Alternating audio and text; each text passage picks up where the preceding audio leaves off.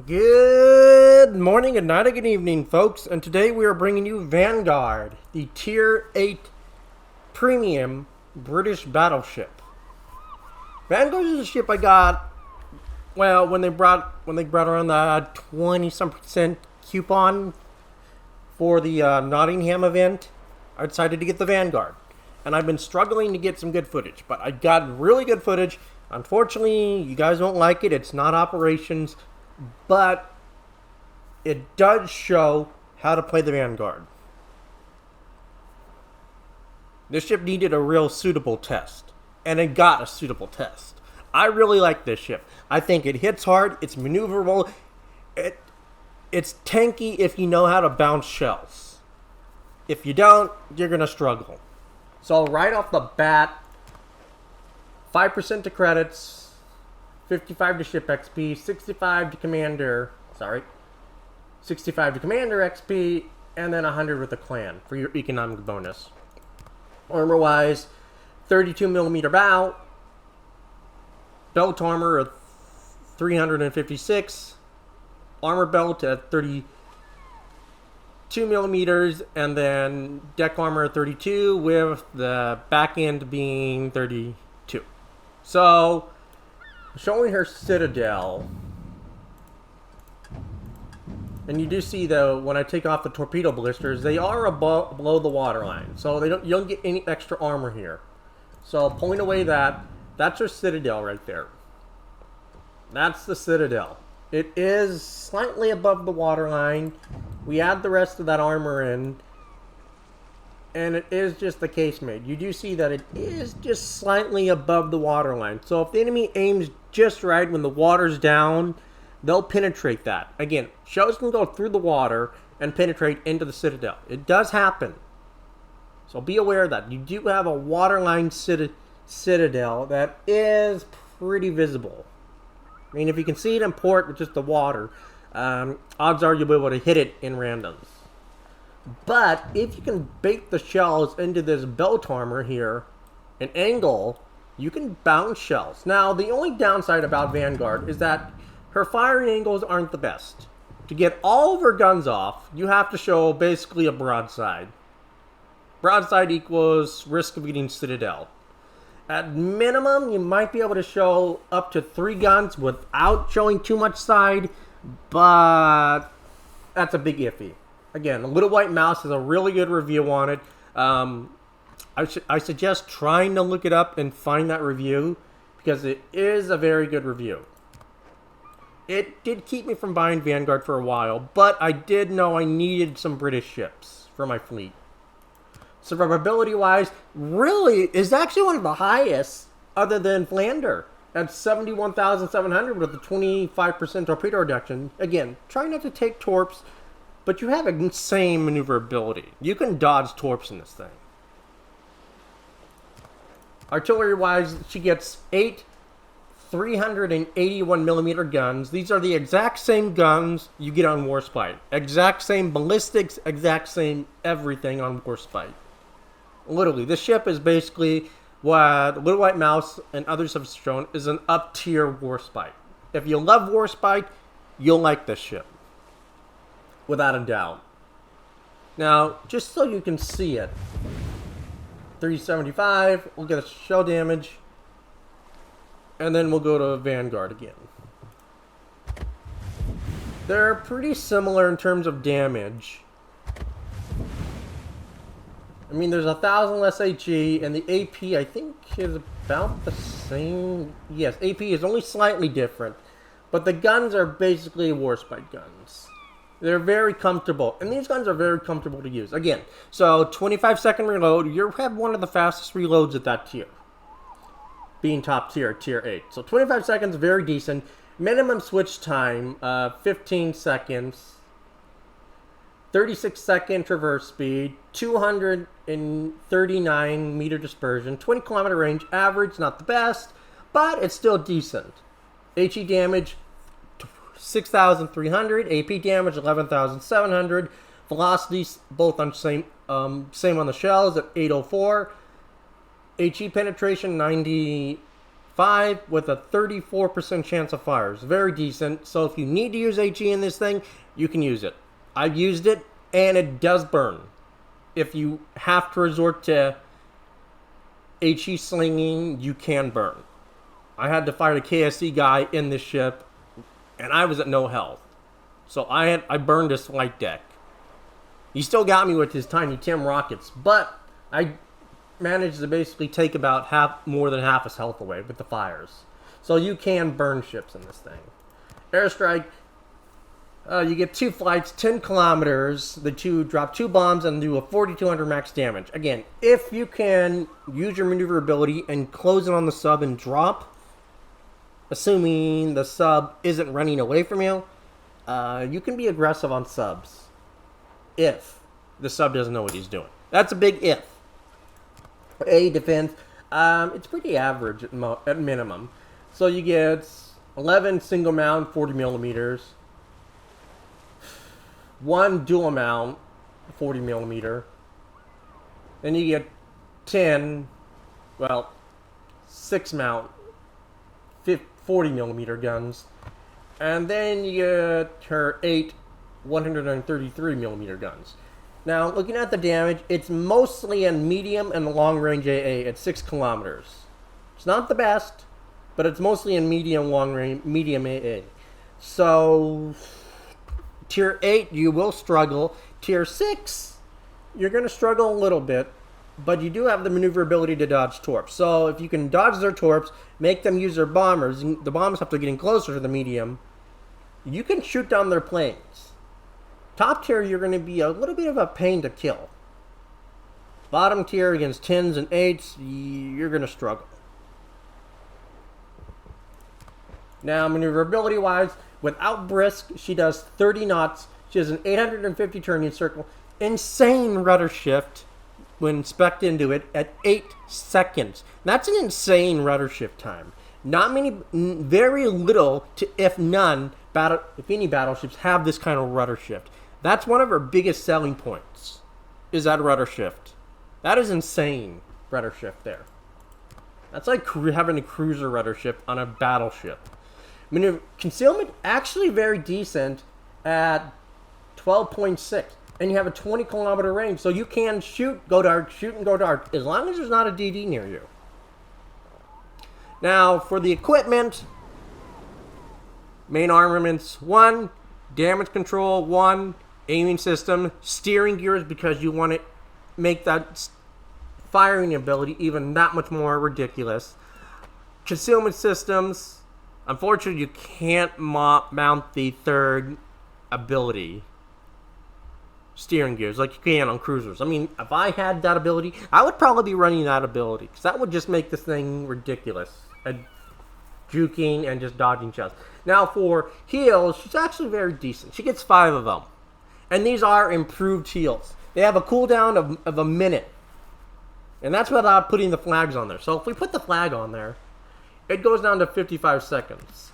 But that is insane. Meaning you can go in, tank, shoot, run around, heal back up, and come back on in. And if you have Cunningham like I do, 2 kills, you get an extra heal. So you have a max of 3 heals with Cunningham.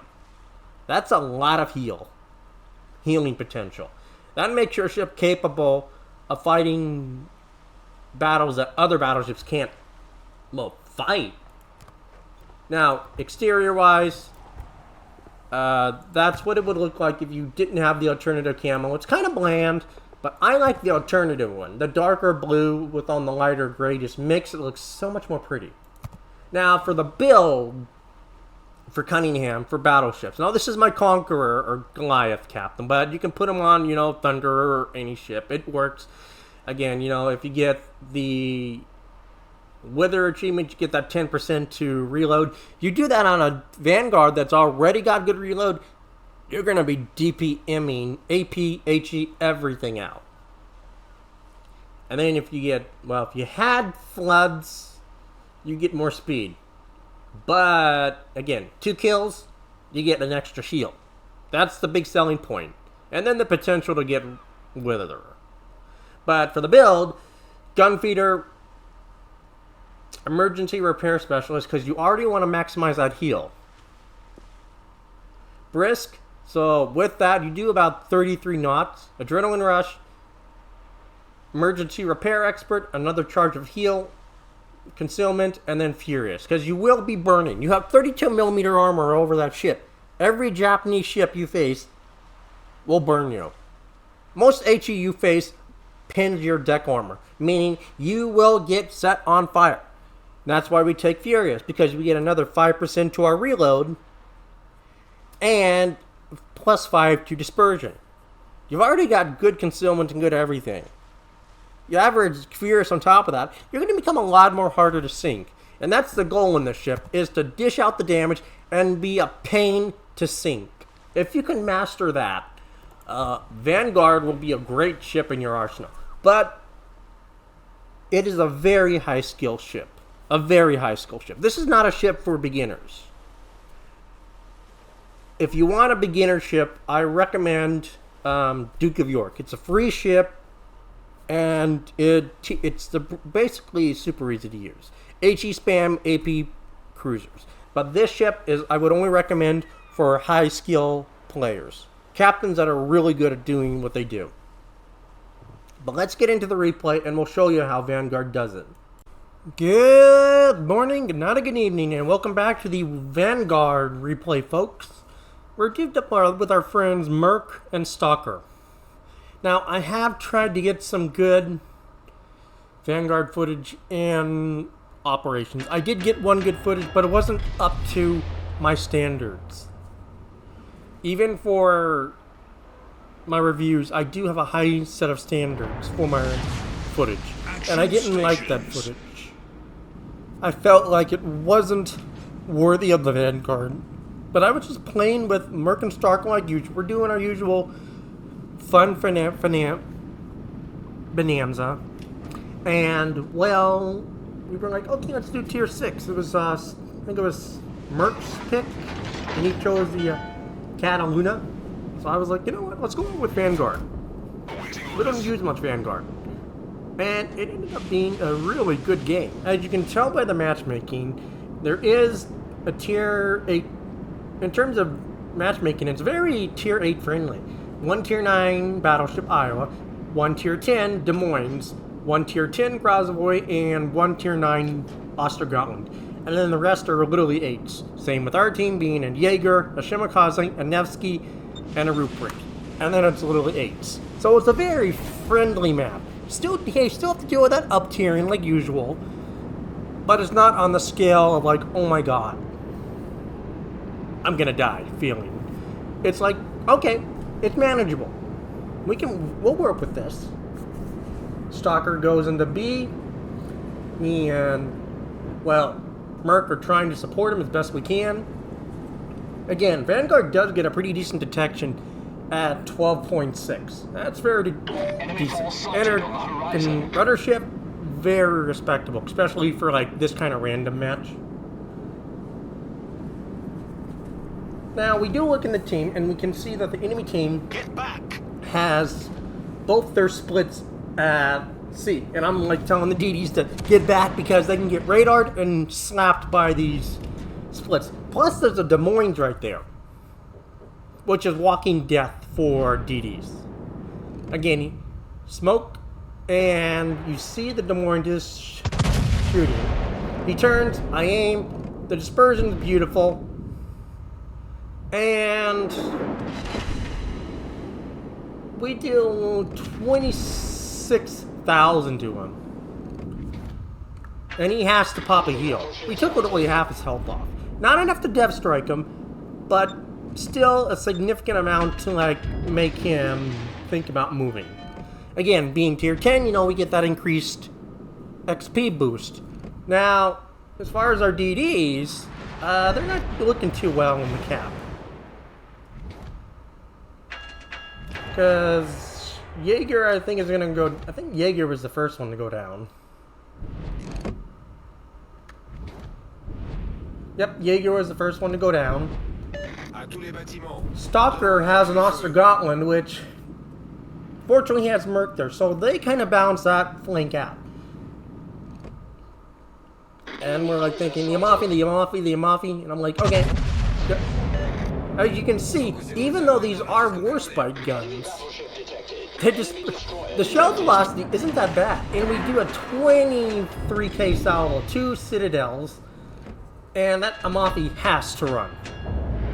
He was the only thing supporting the Ostergotland. And now he's screwed. And I'm telling the Bismarck to get back because there is literally no point for him to push in against 2 battleships, a Des Moines, and 2 splits. No reason at all. Again, Zeiton, a little scary, but he keeps showing me broadside like this. And you can see I'm just able to go dark, shoot, go dark, and shoot. We do 17k to him. We're only landing about half of our shells, and we're already up to 66,000. We are in a hairy position. Stalker does pick up the Ostergotland. We do shoot the split. He has to turn away, otherwise he's going to get hit by us. And that Des Moines knows I'm here. He can't go forward, he can't go back, because he's in a very bad spot. They've basically won the A side. A side was one of the hardest ones. Now I am being shot at. And I am worried, because Vanguard does have a waterline citadel. It is above. So these battleships I am facing can hurt me. But I'm not totally worried. I was worried, but not completely like, oh shit. The Turpins was what was scaring me the most, because he's, well, one, he's within my detection rings. I'm perma-spotted by him. So I can't go dark. So I have to focus him. Then there's a split that's, well, charging me. Again, in hindsight, I probably should have shot the split. But in my defense, I did not know the split was there. I was so busy on the Turpins. I do take an 11k there, and that hurts a little. But I do have 5 heals.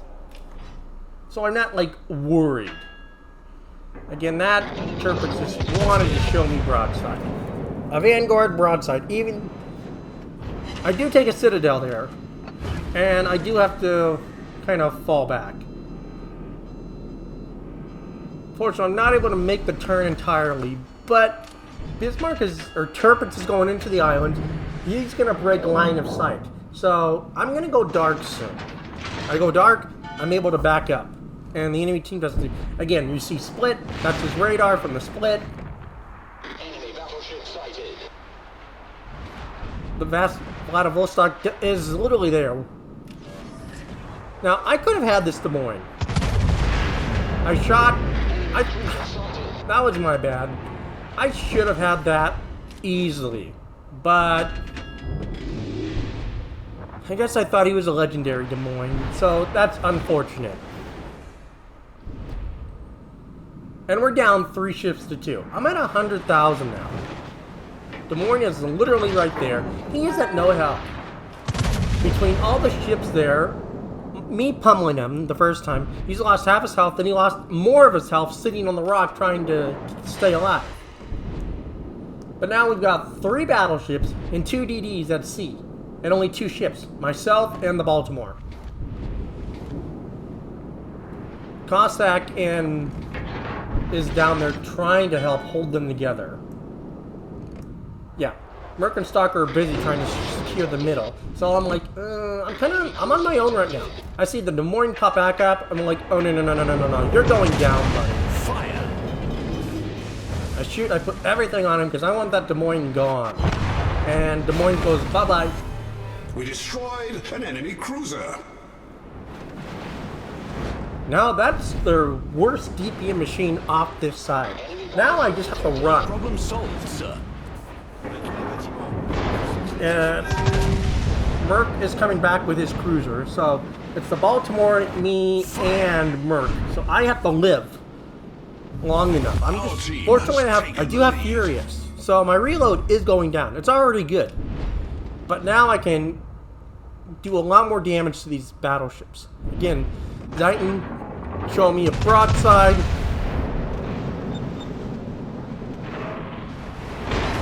I do another 14k to him. He may be using his secondaries and his guns, but he's losing more health than he's taking. And then I decide, okay, I'm not going to show my guns. I've got double secondary battleships. And I'm like, I'm running. I'm out of here.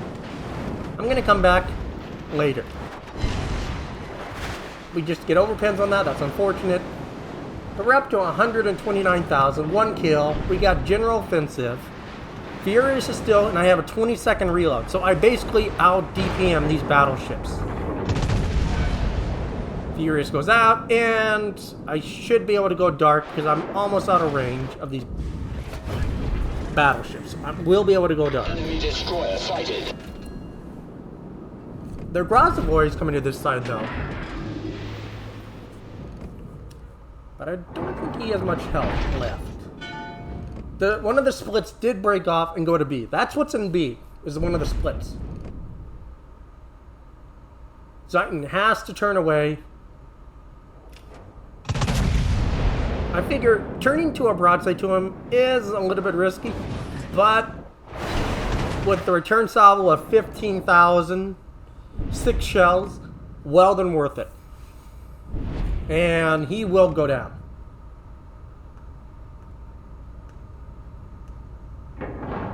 Merc should have had him on that salvo. I decided not to show my full side, and I just shoot the back 4 turrets. And we do pick up the Zeiton. Cunningham goes off. We get another charge of heal. So, technically, we had 6 heals this match. And we bounced all those shells. Shot on the turrets. He's just showing us broadside. Citadel, 29,000. And we pick up a high caliber.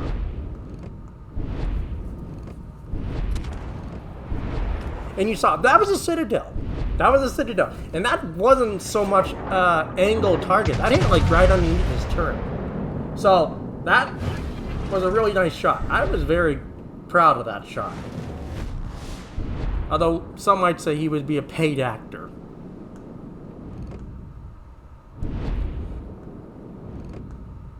Now, it's literally just me and Merc on this side now, but the team has literally pushed through B and is literally corralling their last 3 ships into this corner.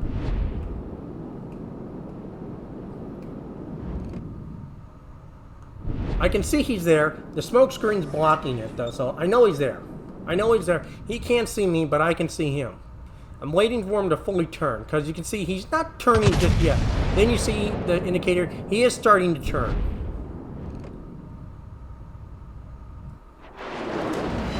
And I only do about 5,000 on that salvo.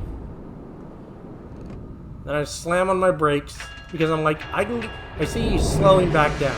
And he's gonna go back in reverse. So I aim for the back part. I get 1 salvo off. Most of the shells clear the island. And 18,000. And we won't be getting no more damage. We do pick up strike team.